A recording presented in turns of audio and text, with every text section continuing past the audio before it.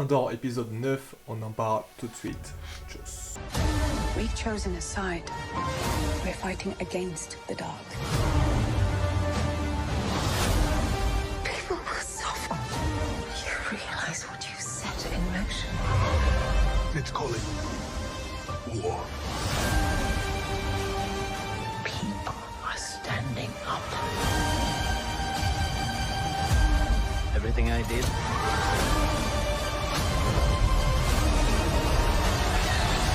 I did for the rebellion. Épisode 9 de Andorre disponible donc depuis ce matin, je viens tout juste de finir de le regarder, donc un épisode qui est très sympa toujours, qui est toujours dans la continuité des autres. Alors c'est vrai que je me suis un peu trompé, moi je pensais que l'épisode 9 allait être le gros boom des deux derniers épisodes qu'on a vus récemment. Je pensais qu'on allait avoir un vrai final dans cet épisode, on l'a pas eu, je me suis trompé, mais tant mieux parce que du coup on explore d'autres choses et ça permet de pas trop voir les choses venir, et ça c'est sympa. En plus on apprend plein de nouvelles choses dans cet épisode, les personnages ils avancent de leur intrigue, on reste pas trop longtemps. Moi j'avais un peu peur qu'on reste longtemps dans cette prison, même si elle est très cool la prison, mais je me suis dit bon j'ai pas envie qu'on reste trop longtemps, mais finalement on reste, c'est vrai qu'on reste dans la prison, mais ça avance assez vite, le dénouement des personnages se met un peu en place, je vais en parler un peu après, mais de ce qui s'est passé avec la prison. Mais voilà, en tout cas, pour un avis général de cet épisode, c'est un très bon épisode. C'est pas un épisode où on va avoir un grand final sur ce qui s'est passé, mais en tout cas, c'est un très bon épisode. Je vous conseille d'aller regarder. Maintenant, on va parler plus précisément de ce qui s'est passé dans l'épisode. Donc, on va commencer avec Bix. Bix qui s'est fait arrêter par l'agent. Donc, c'est Dedra, je crois, c'est Moro. Ouais, c'est Moro, Moro, je sais pas. En tout cas, vous savez, la blonde de l'Empire, donc qui fait son interrogatoire. Donc, il y aura toute cette partie qui est assez sympa où elle va interroger Bix pour avoir des informations sur Cassian Andor. Donc, avec une torture spécialisée dans les oreilles, etc. On va pas trop détailler. Mais en tout cas, voilà, c'est assez intéressant toute cette partie d'interrogatoire qui est avec Bix. Il y aura aussi la partie avec Mon Mothma. On va apprendre plus sur Mon Mothma, on va apprendre sur sa relation avec comment elle s'appelle, vous savez, celle qui était avec Andor justement sur le braquage. Donc il y aura tout ça, on va apprendre plus de leur relation, on voit qu'elles avaient une relation un peu plus intime entre elles, etc.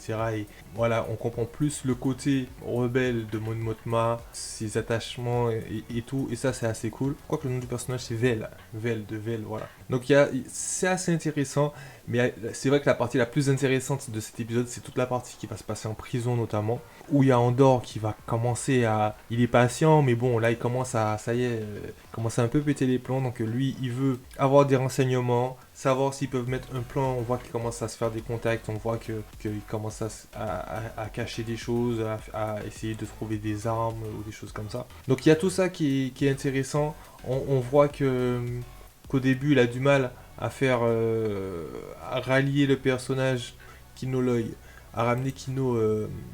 à son côté, mais on voit que avec la force des événements, Kino il va finir par rallier le côté d'Andor, et donc je pense que le prochain épisode, on va se rapprocher un peu plus de l'évasion, on va carrément y être, je pense, pourquoi pas. Moi, vous en commentaire ce que vous pensez, ce que vous pouvez voir pour le prochain épisode. Mais en tout cas, j'ai trouvé toute cette partie de la prison vraiment très intéressante à suivre, c'est palpitant, il y a de la tension, la tristesse avec le vieil homme, etc.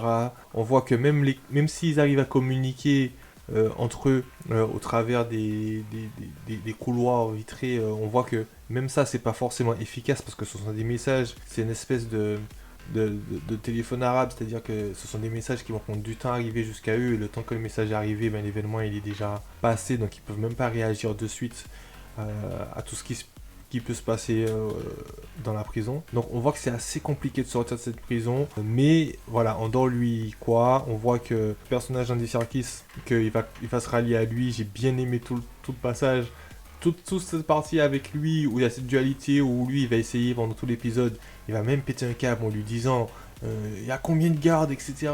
Lui il veut pas lui répondre jusqu'à la fin où il y a la mort du vieil homme, où on voit qu'il repart, et là il lui dit alors il y a combien de gardes? Et là, il lui répond simplement, il y en a une demi-douzaine. Non, mais là, c'était vraiment sympa.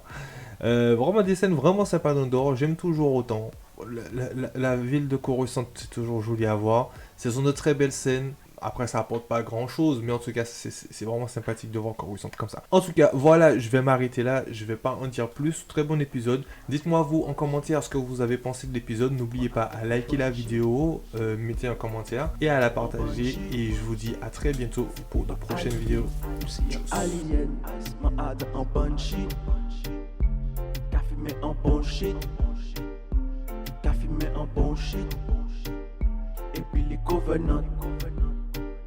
Nous café mais en bon shit. Passe ma hade en bonne shit. Bonne shit, bonne shit, bonne shit, en bonne shit.